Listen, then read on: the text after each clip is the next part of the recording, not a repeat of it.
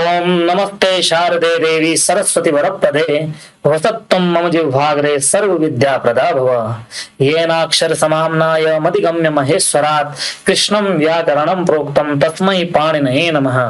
वाक्यकारं वररुचिं भाष्यकारं पतंजलिं पाणिनिं सूत्रकारं च प्रणतोस्मि मुनित्रयम्। आप सभी दर्शकों का ज्ञान विज्ञान एवं रचनात्मकता के संसार शब्द सौरभम यूट्यूब चैनल पर हार्दिक स्वागत एवं अभिनंदन है।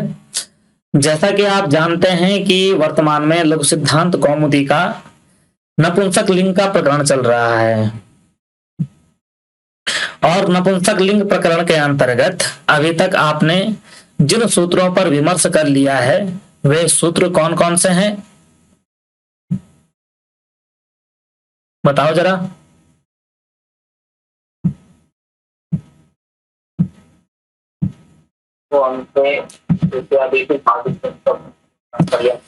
हमारा प्रसंग चल रहा था तृतीयादिशु भासित पुंस्कम पुंवद गालवस्य।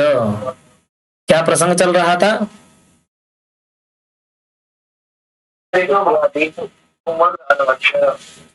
तृतीयादिशु भासित पुंस्कम पुंवद गालवस्य, यह सूत्र चल रहा था। इसका अर्थ था कि प्रवृत्ति निमित्तम ऐक्ये भासित पुंस्कम इगंतम क्लीबम पुंवद वाटादो अचि। तृतीयादिशु अर्थात तृतीयादि जो विभक्तियां हैं उसी को लिखा है टादो अचि। तृतीयादि अजादि जो विभक्तियां हैं, तृतीया अर्थात तृतीया विभक्ति टा भ्याम भिस गे भ्याम भ्यस इत्यादि।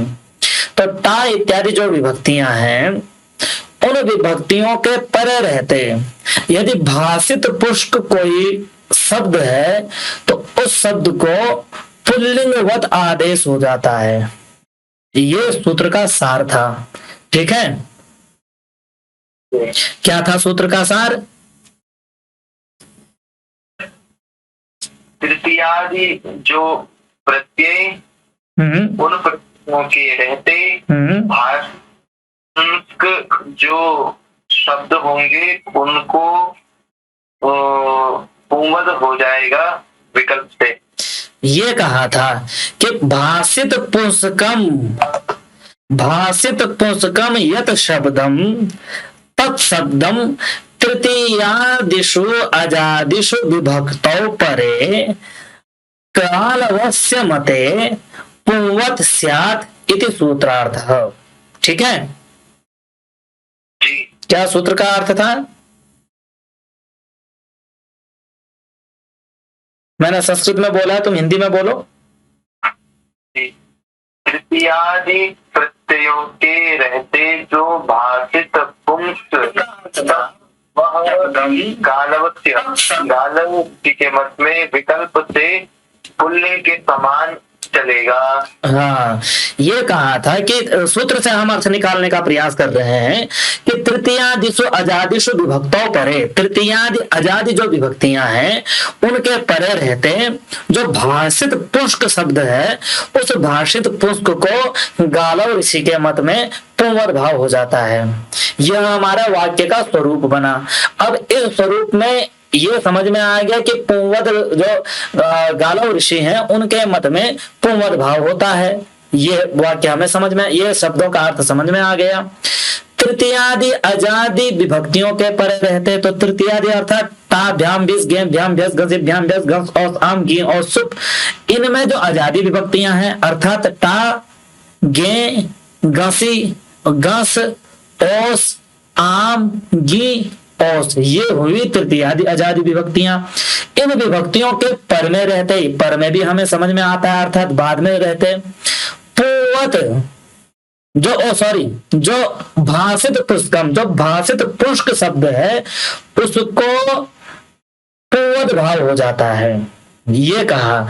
अब समस्या यह आई भाषित पुष्क किसे कहते हैं, हम किस शब्द को भाषित पुष्क जाने, यह हमारा विचार है। आज की कक्षा का इस वीडियो का प्रकरण है। समझ में आया?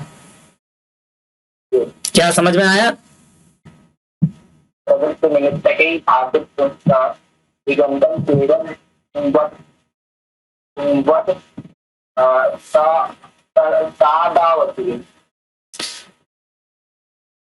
क्या हिंदी में अर्थ हुआ?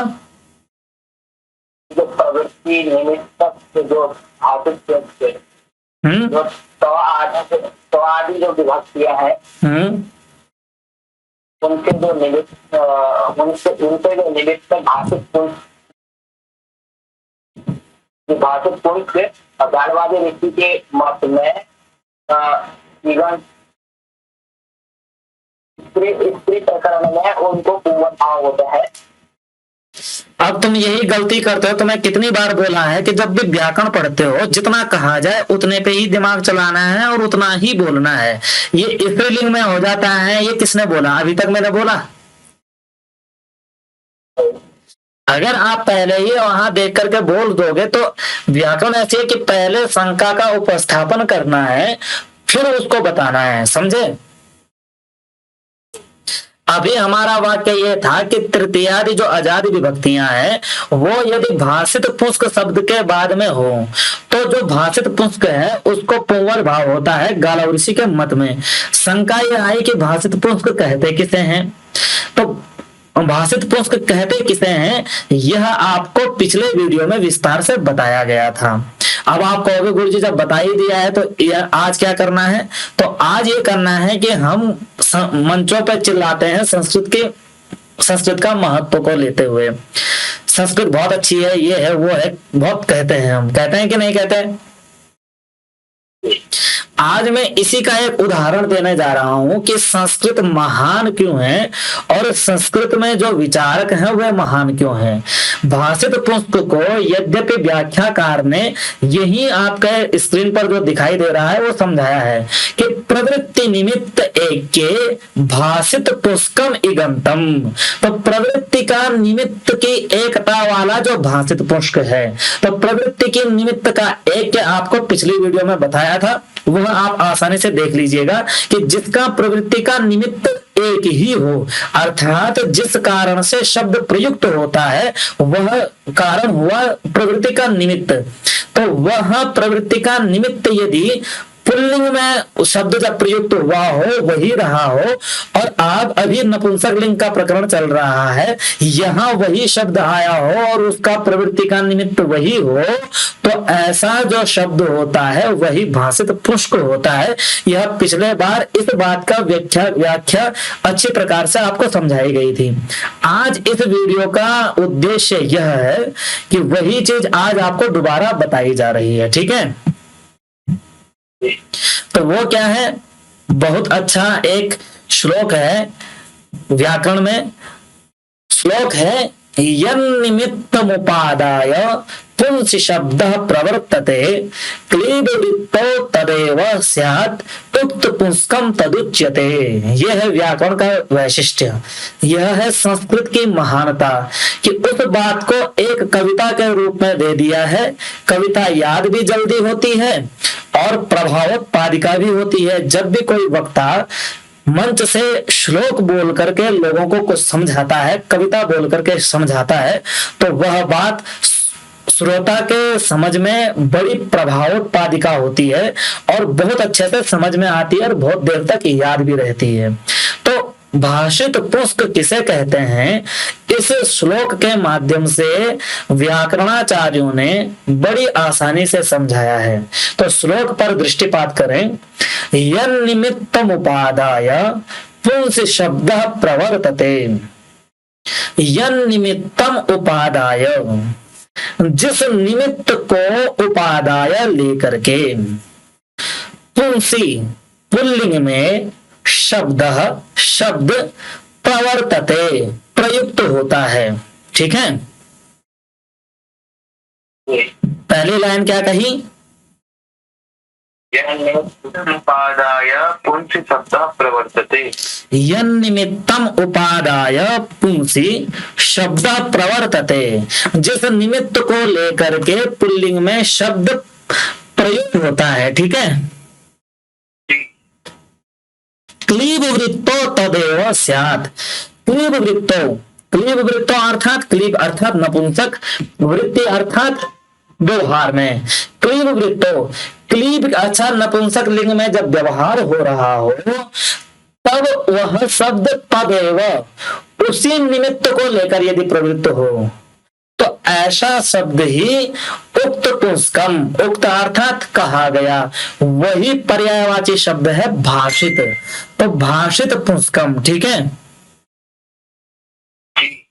तो उसी को उक्त पुंस्कम अर्थात भाषित पुंस्कम तद उच्यते, वह उसी को भाषित पुंस्क कहा गया है। तो कितनी सरल व्याख्या दी है कवियों ने, ठीक है। क्या व्याख्या दी है? निमित्तमुपादाय पुंस शब्दः प्रवर्तते क्लीव वृत्तौ तदैव स्यात्। उक्त पुंस्कम तदुच्यते, ठीक है। कि जिस निमित्त को लेकर के शब्द पुल्लिंग में प्रवृत्त है, यदि वही शब्द उसी निमित्त को लेकर के नपुंसक लिंग में आ जाए तो ऐसा शब्द ही भाषित पुंस्क कहा जाता है। ये हुआ सूत्र का सामान्य अर्थ, ठीक है। अब स्पष्टता के लिए हम आपको समझा देते हैं कि हमारे पास कौन सा शब्द आया था? शुद्धि शब्द आया था। क्या शब्द आया था? शुद्धि शब्द आया था कि नहीं आया था? जब शुद्धि शब्द हमारे सामने पे आया था तो शुद्धि शब्द प्रयोग क्यों होता है? कोई भी शब्द किस कारण से प्रयोग होता है? विशेष अर्थ को बताने के लिए, अर्थ को बताने के लिए ही शब्द प्रयोग होता है। तो अर्थ ही प्रवृत्ति का निमित्त हुआ या नहीं हुआ? जी हुआ। अर्थ का निमित्त जब शब्द होगा तो जिस अर्थ में शुद्धि शब्द प्रयोग हुआ है वह अर्थ शुद्धि शब्द का निमित्त हुआ, ठीक है। तो शुद्धि शब्द का अर्थ क्या होता है?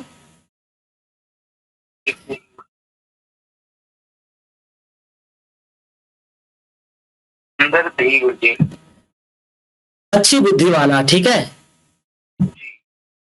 अब अच्छी बुद्धि का संबंध जिसके साथ है, वाला मतलब संबंध, ठीक है।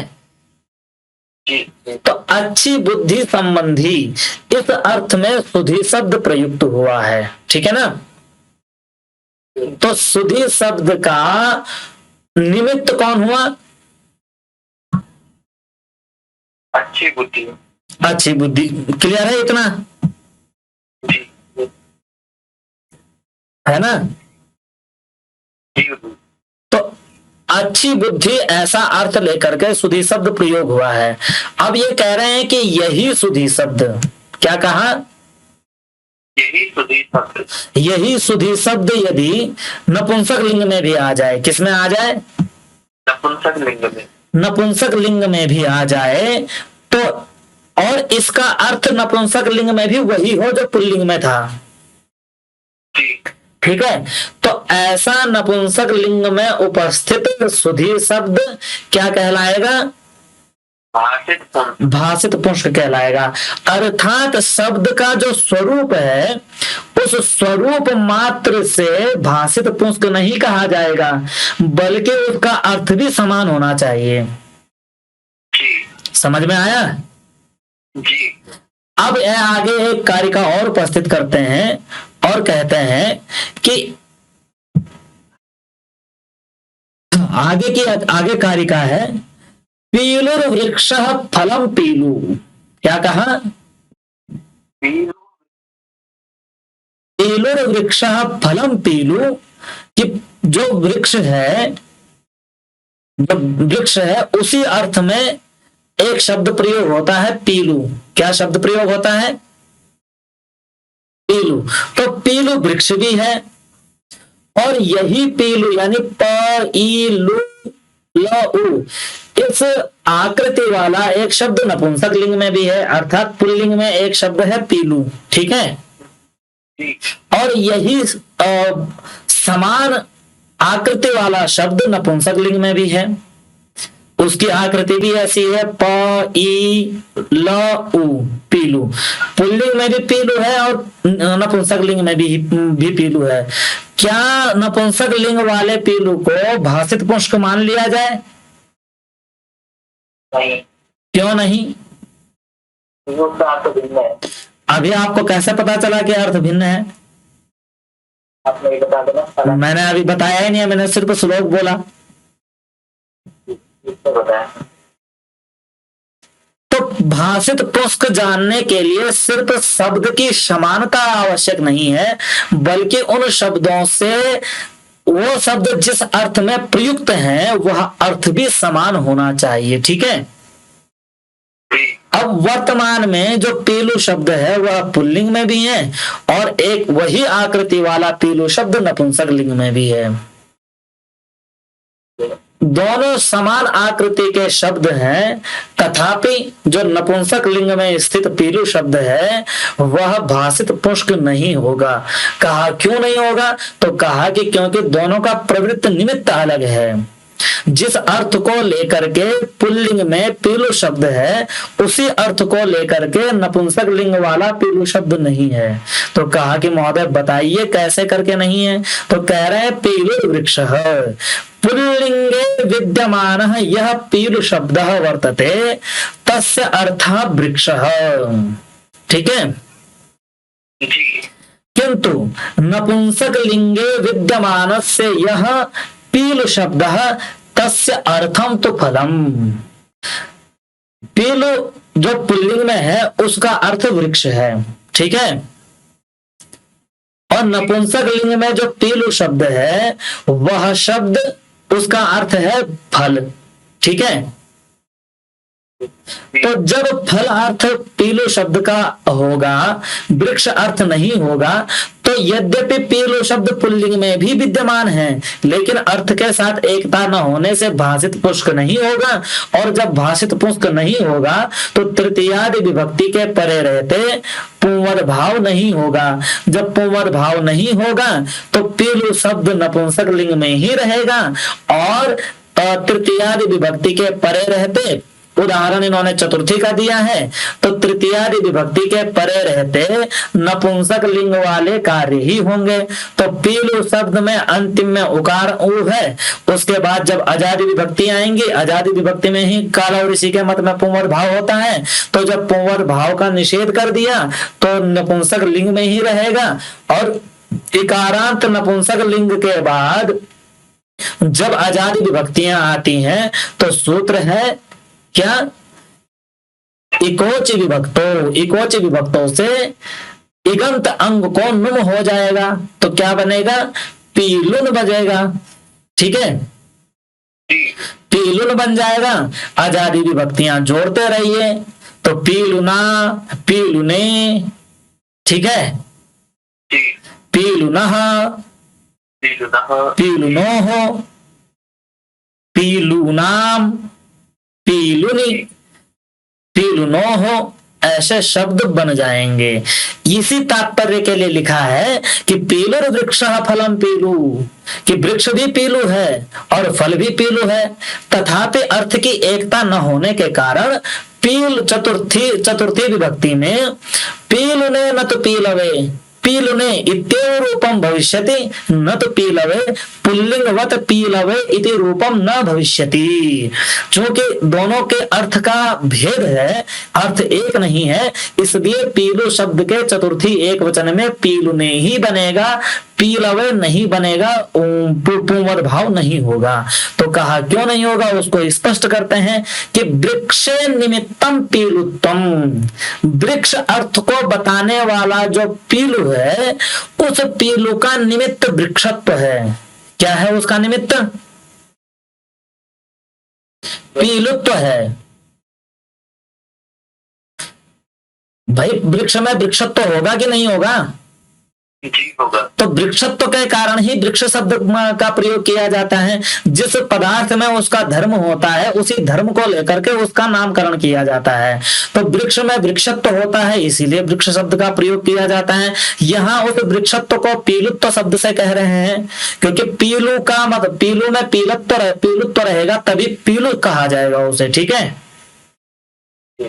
तो पीलुत्तम वृक्षे अर्थे यह पीलु शब्द, वृक्ष अर्थ में जो पीलु शब्द है उस पीलु शब्द का निमित्त पीलुत्व है। तो पीलुत्व का निमित्त है पुल्लिंग में स्थित पीलु, किंतु तज्जत्तम तत्फले पुनः, तज्जत्तम तत् अर्थात पीलुत्व, जत्व माने उस पीलुत्व से उत्पन्न, तो पीलुत्व से उत्पन्न हो जाएगा पीलुत्व, पीलुत्वजत्व, ठीक है। तो पीलुत्वजत्व उसके फल में है, अर्थात जो फल है वो वृक्ष नहीं है बल्कि वृक्ष से उत्पन्न है, यानी वृक्षजत्व। अब उसका तो प्रत्यय लगा करके बोलेंगे तो पीलुत्वजत्व, ठीक है। तो पीलुत्वजत्व नपुंसक लिंग में विद्यमान जो पीलु शब्द है उसका निमित्त है। तो निमित्त भेद हो गया कि नहीं हो गया? तो निमित्त के भेद के कारण पीलु शब्द यद्यपि पुल्लिंग में भी विद्यमान है और नपुंसक लिंग में भी विद्यमान है, तथापि भाषित पुंस्क नहीं कहलाएगा क्योंकि निमित्त एक नहीं है। तो जब निमित्त एक नहीं है तो पीलु शब्द में तृतीयादिशु भाषित पुंस्कम पुंवद गालवस्य सूत्र की प्रवृत्ति नहीं होगी, ठीक है। समझ में आया कुछ? तो एक बार दोबारा देख लीजिए कि यन निमित्तम उपादाय पुंस शब्द प्रवर्तते क्लीब वृत्तो तदेव स्यात् उक्त पुंस्कम तदुच्यते। पीलु वृक्षः फलम पीलु पीलुनेन तो पीलवे वृक्षे निमित्तम पीलुत्वम तज्जत्वम तत्फले पुनः, ठीक है। इसका अन्वय क्या है? इसका अन्वय है यन निमित्तम उपादाय पुंसी शब्द प्रवर्तते, जिस निमित्त को लेकर के शब्द पुंसी प्रवर्तते, शब्द पुल्लिंग में प्रयोग होता है। यदि क्लीब वृत्तो, यदि नपुंसक लिंग में भी तदेव स्यात् उसी निमित्त को लेकर के प्रयुक्त हो, तदा तब तत् वह नपुंसक लिंग शब्द उक्त पुंस्कम उच्यते, उक्त पुंस्क कहा जाता है, भाषित पुंस्क कहा जाता है, ठीक है। समझ गए? अर्थात शब्द एक जैसा होने के बाद उसका अर्थ भी एक जैसा होगा, तभी जाकर के भाषित पुंस्क कहा जाएगा, अन्यथा नहीं कहा जाएगा। यद्यपि पीलु वृक्षा फलमपि पीलु, यद्यपि जो पीलु है वह वृक्षार्थ में भी है और फलमपि पीलु, फल भी पीलु है। और वृक्ष शब्द पीलु जो है न पुंलिंग में वृक्षार्थ में विद्यमान है और पीलु नपुंसक लिंग में फलार्थ में विद्यमान है। किंतु फल अर्थ में जब पीलु शब्द प्रयोग होगा तो पीलु ने ही बनेगा, न तो पीलवे, ठीक है। यद्यपि पीलु वृक्ष फलम, यद्यपि पीलु वृक्ष फलम अपि पीलु किंतु फलार्थे पीलुने एव न तो पीलवे, यतो ही वृक्षे पीलुत्वम अर्थात वृक्षत्वम निमित्तम वर्तते, तज्जत्वम अर्थात पीलुत्वजत्वम तत्फले अर्थात वृक्षस्य फले पुनः प्रयुक्ते। एतदर्थं पीलु शब्दस्य भाषित पुंस्कम इत शब्देन अभिधानम न भविष्यति, ठीक है। क्योंकि पीलु शब्द वृक्ष अर्थ में ही नपुंसक लिंग में प्रवृत्त नहीं है, इसलिए उसको भाषित पुंस्क नहीं कहा जाएगा। जब भाषित पुंस्क नहीं कहा जाएगा तो तृतीयादि अजादि विभक्तियों में पुंवद भाव होने की आशंका निरस्त हो जाएगी, ठीक है। तो पीलु शब्द के पुल्लिंगवत रूप बनेंगे या नहीं बनेंगे? नहीं बनेंगे। तो जरा पीलु शब्द के रूप सुनाओ। पीलौ कैसे होगा भाई?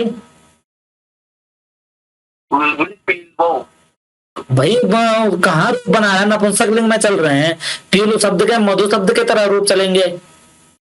पीलु, पीलुनी, पीलूनी, पीलु, पीलुनी, पीलूनी, पीलुना, पीलुभ्याम, पीलुभिः, पीलुने, पीलुभ्याम, पीलुभ्यः, पीलुनः, पीलुभ्याम, पीलुभ्यः, पीलुनः, पीलुनोः, पीलूना, पीलुनि, पीलुनोः, पीलुषु।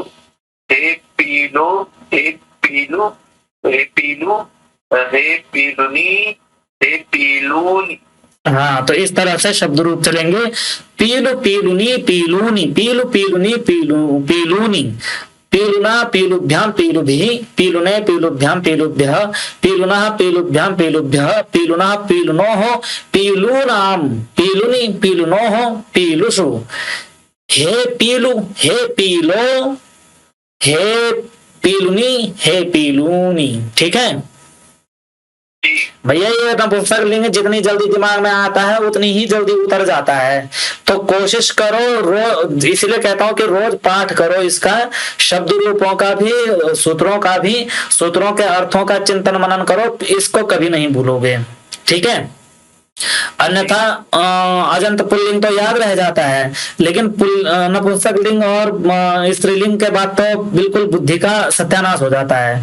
तो इसके लिए अभ्यास करना जरूरी है। और बहुत अच्छा इस समय चली है ये कक्षाएं, तो इन कक्षाओं को संभालना बहुत मुश्किल है। हम लोगों ने भी जब अपने अध्ययन काल में किया था तो वही संभाल नहीं पाए थे, तो दिक्कत होती है।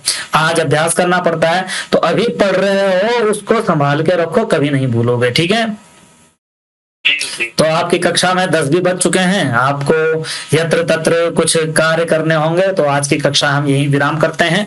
आशा करते हैं कि आपको ये कक्षा अच्छे से समझ में आई होगी, और इसी के साथ ही आपको ये भी पता चला होगा कि संस्कृत महान क्यों है।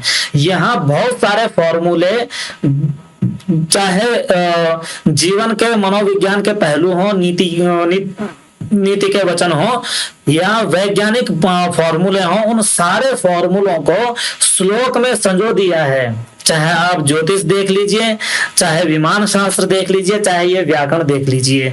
इसीलिए महान है संस्कृत। महान इसलिए नहीं है कि केवल उसके पास भाषा है, भाषा तो हर ज्ञान वाले शास्त्र के पास है।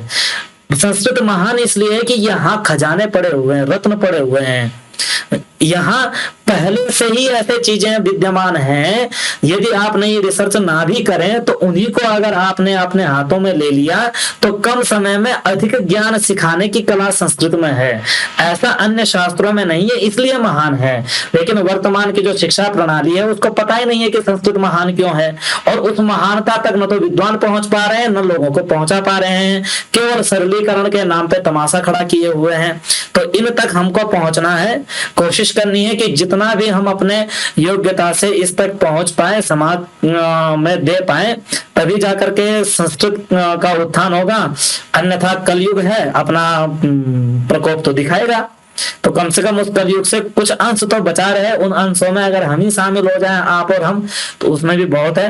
तो आशा करते हैं कि इस बात का आप गहराई से विचार करेंगे, और आप भी छात्र हैं, आगे हमसे आगे जाएंगे, लोगों के सामने जाएंगे, तो इन तथ्यों का प्रतिपादन पुष्टता से करेंगे। कुछ हमारे नजरों में आ रहे हैं, कुछ आपकी नजरों में आएंगे। ठीक है, तो आज की कक्षा यहीं विराम करते हैं। नमस्कार, शुभ रात्रि, प्रणाम। प्रणाम प्रणाम।